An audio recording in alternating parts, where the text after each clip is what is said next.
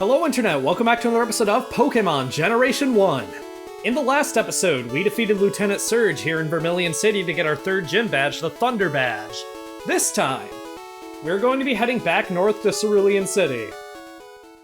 And yeah, I'm using the bike because that's a long ride. Between episodes, I went ahead and caught 2 Meowths, traded 1 for Mankey, and then I also went ahead and caught Drowsy and a Diglett because I thought I didn't catch Diglett, but I did catch Diglett, so it didn't matter.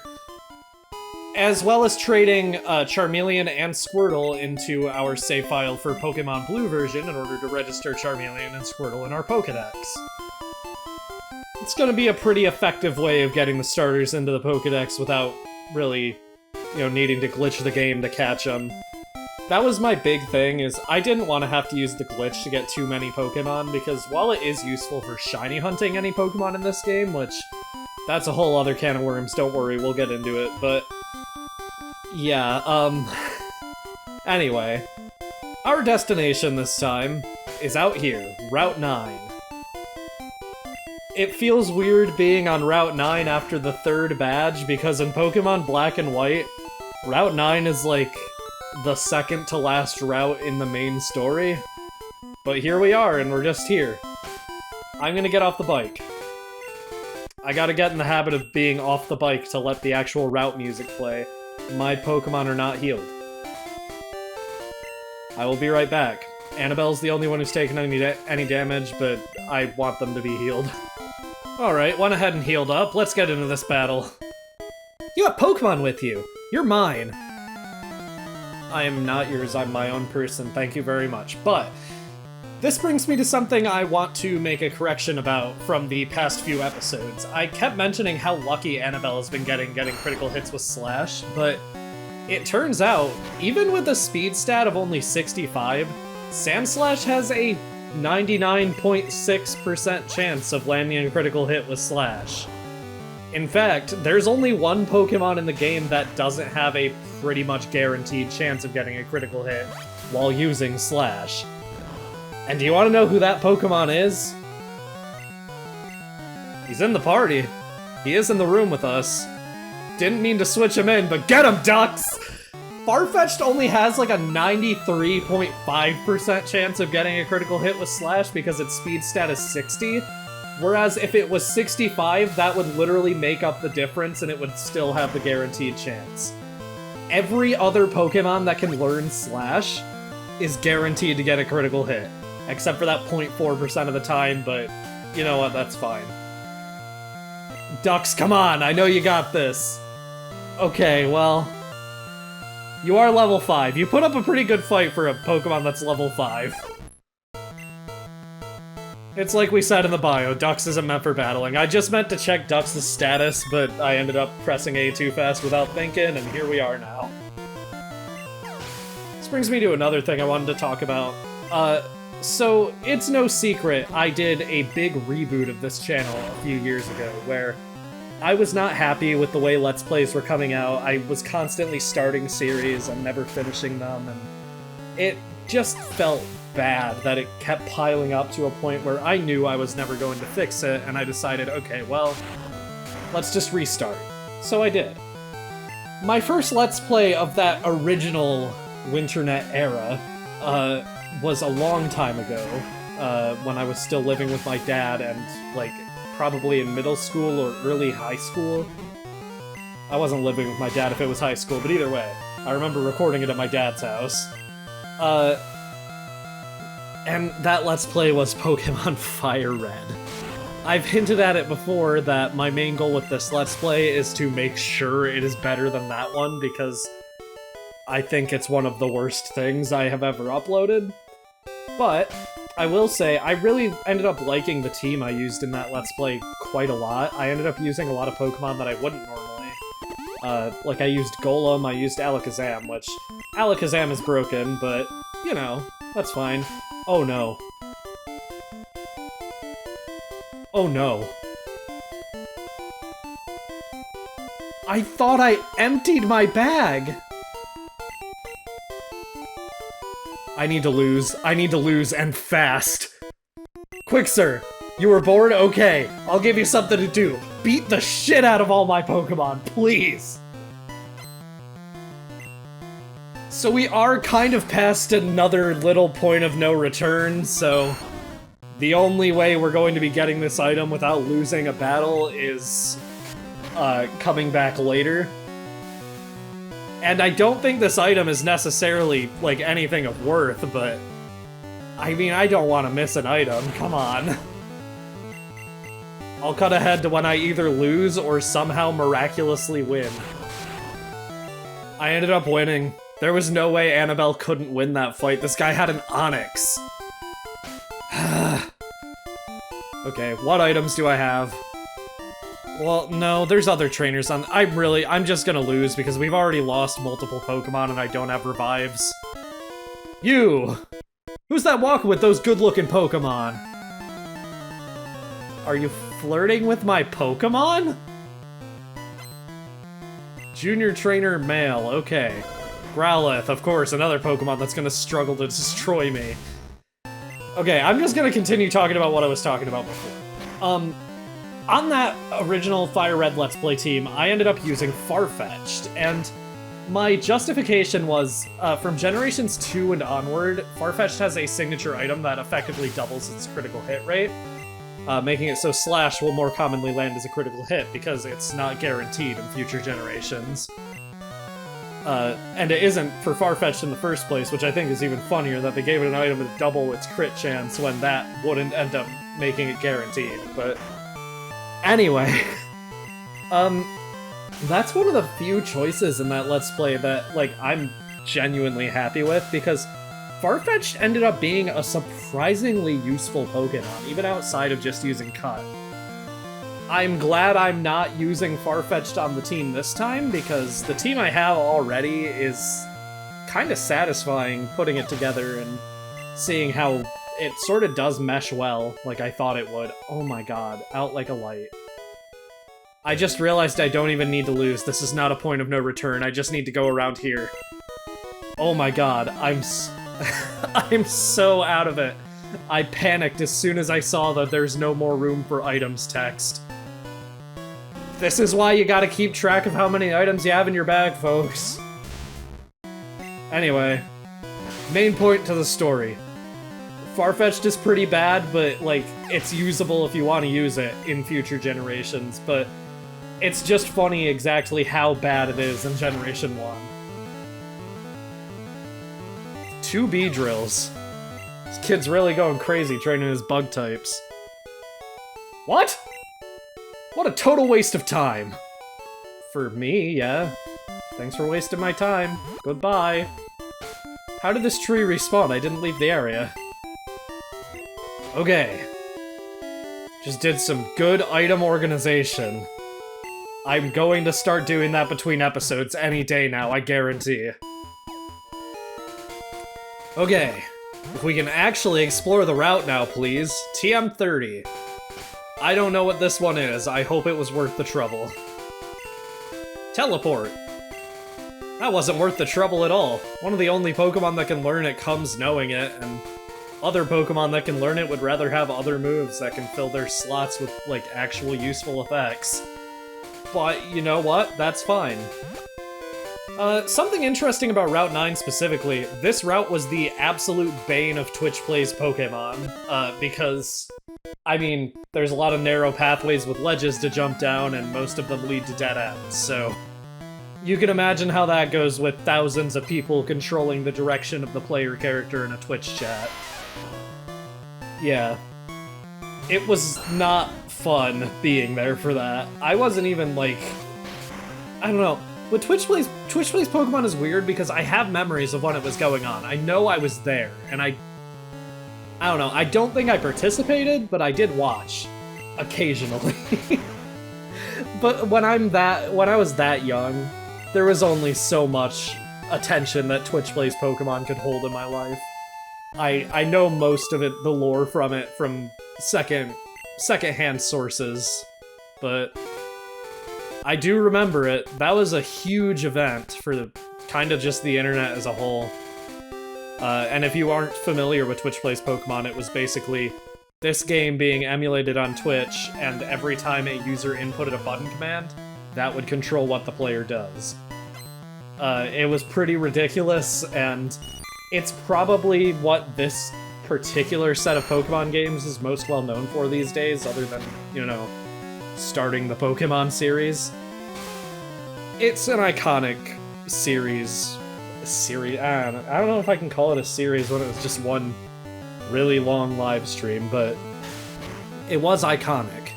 That's what led to you being a heathen if you don't pick the Helix fossil and that sort of thing. Leading with a cat here because... well, I don't need to lead with a cat anymore, but I was leading with a cat for a while, and I'm still technically leading with the cat even though I'm switching out for Margarine. It's just how I like to keep levels consistent, generally. I'm just now realizing on this sprite, Weedle actually does have its legs, it's just on the side of its body for some reason. And there's Venonat. That's just a good sprite. I remember seeing all over the place as a kid, like, theories that, oh, Venonat was supposed to evolve into Butterfree, with the only source being that it has similar hands and similar eyes. And I think that's really stupid, personally, but Margarine's trying to learn Whirlwind. That is just a worse run button.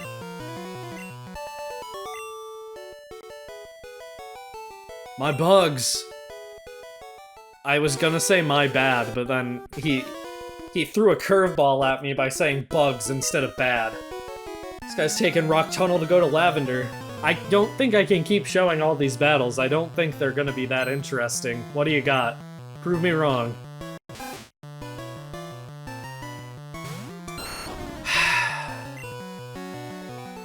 Can't measure up. You sure can't with that boring-ass team. Just a tiny patch of grass up here. I don't know why. The Pokemon that appear on a route don't change depending on what grass patch you're in, but it's fine. I think... yeah, we're fine on health. You always gotta fight the hikers. Are you a little toughy? That's not something for you to judge by my appearance. I don't know where I was going with that, but I found a way to complete the thought, so that's fine. We know how hikers go, they're basically just Brock +1. And we have Vine Whip this time, so they're even worse than Brock. Never mind! Brock didn't have Machop! This guy's a fraud!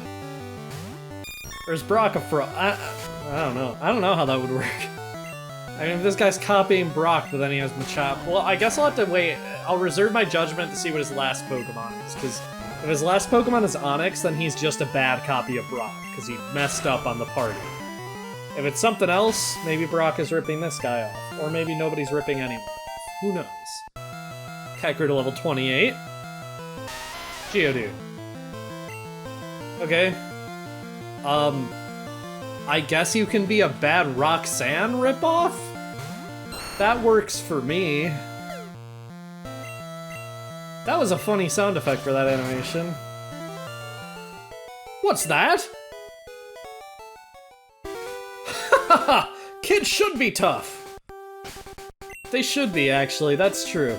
If kids were tough, that would solve a lot of issues in the real world, genuinely. If kids could just defend themselves. Don't you dare condescend me! I have a funny story about this lady. So, when I was living in the homeless shelter, this is early 2023, which, if you didn't know, I lived in a homeless shelter early in the year. I didn't have a lot to do. I was unemployed, I was depressed, so I was just kind of staying in a lot. Things were not really improving steadily at all. I'm in a much better place now, but at the time I definitely was not. So I put a Game Boy Advance emulator on my phone and decided I'm going to play Pokemon Radical Red, which is a difficulty hack, quote-unquote, of Pokemon Fire Red, which adds way too much. It's super bloated and just genuinely isn't a very fun time, in my personal opinion. But this lady, who says, "Don't condescend me," throws out, I believe it was a Smeargle that knows V-Create, which is the signature move of Victini, which is a mythical Pokemon, which means on the level of Mew. That was... I don't know, I don't play a lot of ROM hacks, but that made this trainer very memorable. And we've officially entered Route 10. Out here on Route 10, there is a single new Pokemon that I will go over now and try to catch now. Voltorb is an extremely fast Pokemon with access to Self-Destruct and Screech to nearly guarantee a KO in the off chance that Self-Destruct doesn't end up being a critical hit. It's also one of the fastest possible users of Thunder Wave. It's an okay user of the Thunderbolt TM we got from Lieutenant Surge as well, but unfortunately, that's where the good about Voltorb ends. You're going to be waiting on it to evolve until level 30, and while that's definitely not too far down the road from this point, it's gonna feel like a long time. It's an incredibly one-note Pokemon. There's 2 or 3 moves it can use well, but it's a strategy that gets old after a while. Not to mention, if you're using Self-Destruct every battle, Voltorb can't gain experience, and therefore it can't evolve. It doesn't hit hard enough with Thunderbolt for it to be useful often enough outside of Self-Destruct, though. We'll be finding its evolution in the wild later on, and I'd honestly argue it's worth waiting for that. But if you need an electric type now and don't want to wait for another one, you could do worse. Usually found in power plants, easily mistaken for a Pokeball, they have zapped many people. It's a very tame way of putting it. Voltorb is very obviously based on the concept of a mimic in RPGs, where it's usually a chest with, like, teeth and a tongue inside of it that, like, grows legs and shit once you try to open it. Kid Icarus Uprising has what I believe to be the best depiction of a mimic, because the Mimicuties are just really funny, and the fact that Hades implies that he's attracted to them. Kid Icarus Uprising is a great game, you need to play it if you haven't. I've been to a Pokemon gym a few times, but I lost each time. Wait until she hears how many badges we have. Junior Trainer Female. Pikachu! I like your choice of Pokemon, but I hate to tell you this, but it is not gonna do jack shit to Annabelle. What gym were you going to fight that you couldn't beat it with Pikachu? I could see Brock, although at level 20, Pikachu could probably beat Brock with just Quick Attack alone. Lieutenant Surge, maybe, but I think Pikachu might be able to handle it in Yellow version. Oh. Well. I stand corrected, you have no excuse for losing at any gym with 2 Pokemon at level 20. At least none of the gyms we fought. Maybe Lieutenant Surge, I don't know. I was kind of over-leveled already by the time we fought Surge, but I'm just feeling judgmental. Okay. Animogre to level 27. And trying to learn Poison Sting. Okay. I think I'm going to get rid of Scratch for this, and hear me out. Poison Sting is an awful move. It's 15 base power, I think 100 accuracy, but still, bad move. But Scratch isn't doing anything on this moveset that Slash isn't doing 100 times better. So I'd rather just have a move for type coverage and with the chance to poison. So yeah. Ooh, blew it again! Team Rocket blew it again! You blew it! Alright, there is a Pokemon Center out here. I sold a useless nugget for 5,000 Poke. I heard that ghosts haunt Lavender Town. Maybe we'll learn more about that later. The element types of Pokemon make them stronger than some types and weaker than others.